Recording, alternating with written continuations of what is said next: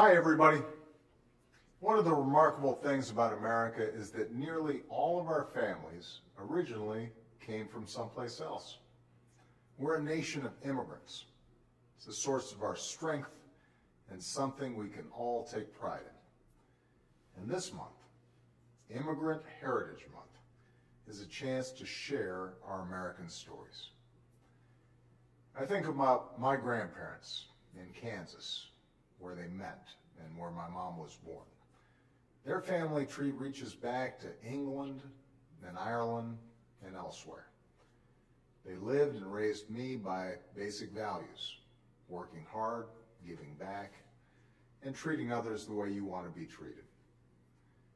I think of growing up in Hawaii, a place enriched by people of different backgrounds: Native Hawaiian, Filipino, Japanese, Chinese, Portuguese, and just about everything else. Growing up in that vibrant mix helped shape who I am today. And while my father was not an immigrant himself, my own life journey as an African American and the heritage shared by Michelle and our daughters, some of whose ancestors came here and changed, has made our family who we are. This month, I'm inviting you to share your story too. Just visit whitehouse.gov/NewAmericans. We want to hear how you or your family made it to America, whether you're an immigrant yourself or your great-great-grandparents were. Of course, we can't just celebrate this heritage, we have to defend it by fixing our broken immigration system. Nearly 2 years ago, Democrats and Republicans in the Senate came together to do that. They passed a common-sense bill to secure our border, get rid of backlogs, and give undocumented immigrants who are already living here a pathway to citizenship if they paid a fine, paid their taxes, and went to the back of the line. But for nearly 2 years, Republican leaders in the House have refused to even allow a vote on it. That's why, in the meantime, I'm going to keep doing everything I can to make our immigration system more just and more fair.